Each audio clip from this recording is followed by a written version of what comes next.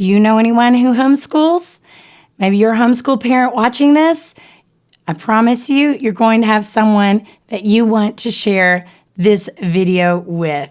And I am making this video specifically for people who are not normally in my audience. So I'm asking those of you who are in my audience to share this video with your church leaders, because this video is all about how church leaders can help the Christian homeschool community of our country.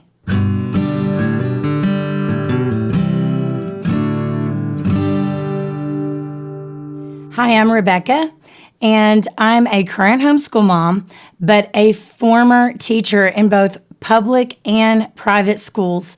I've always grown up around education.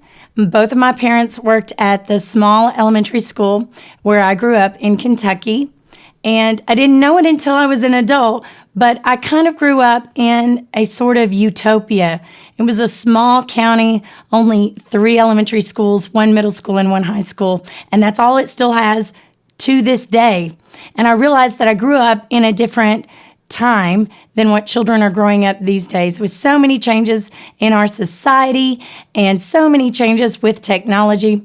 But I never imagined myself homeschooling. I always imagined that I would grow up and I would become a teacher and I would take my children to school with me as my parents had taken me to school with them. I have videos of me playing in the classroom at my dad's elementary school. Times were certainly different back then. So when it came time for me to put my own child in school, I started questioning some things. He would be in kindergarten, and I started paying attention to some of the things that the kindergartners were doing at the local school where I taught. And I began to wonder, would he be bored in school? He knew most of the things that I saw the kindergartners were doing outside. He learned them with ease during his toddler and preschool years. And I definitely didn't want him to get in trouble for being bored. And there were some things happening around the country that made me have concern for his safety in schools as well. So my husband and I made the tough decision of me quitting my teaching job. You know, teachers don't make a whole lot of money for having to have a college education. But it is a lot of money to give up when you are living on one income. And there are a lot of homeschoolers out there who are living on one income. There are a lot of homeschool moms who are out there struggling to bring in what they can through some part-time jobs. And there's a reason why they're making this struggle and making this sacrifice. So church leaders, I'm going to share with you today how you can help many of these homeschool parents across our country who are making these sacrifices in order to stay at home, be with their children more, and help shape their child's worldview, and help create a love for God and a love for their country, and just to help raise their children and be more of an influence in their life. Please stay with me. I'm going to share with you some things that I wasn't aware of about the homeschool community, even though I lived in and amongst them. When I was teaching in schools, I had no idea of all the wonderful opportunities that there truly are in the homeschool communities.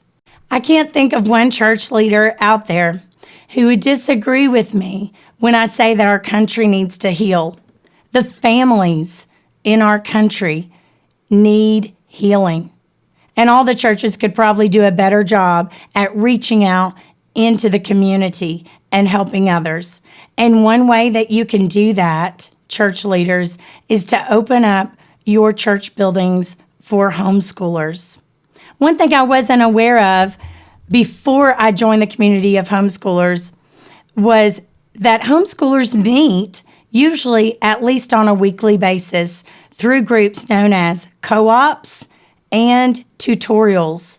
In a co-op, you have parents who are always there and always involved, and they are taking turns teaching the children. We have parents from all walks of life, many parents who have college degrees in different areas, and they are willing to step it up and help teach other people's children as well.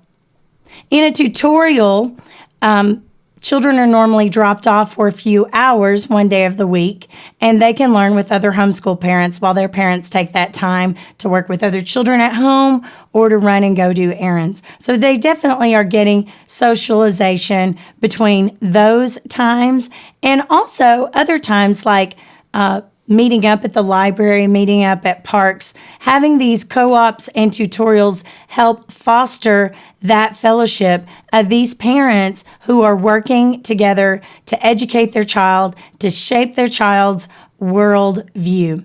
And we need church buildings to meet in these types of places. We are not asking that churches give us this for free, but we do realize that if you go back to the days of the early church, there were no official buildings or very large buildings that we see when we drive up and down our roads.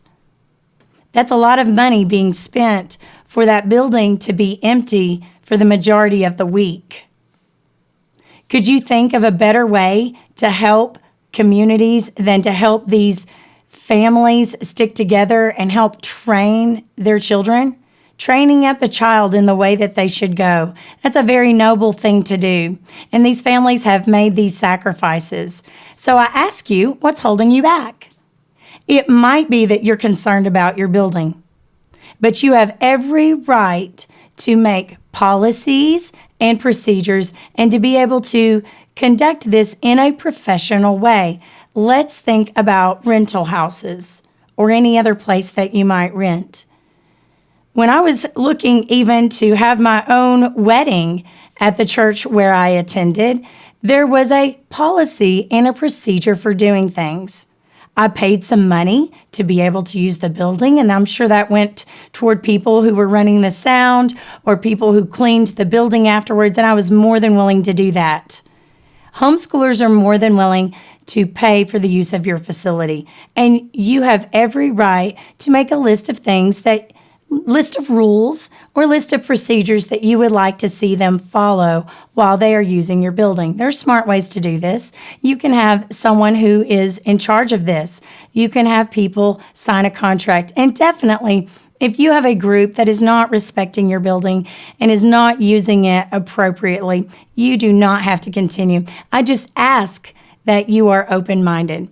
Let me share with you some things that I was unaware of as just a person out in the working world without children at home that I was homeschooling. I just really had no idea. Homeschoolers have a myriad of curriculum choices to choose from.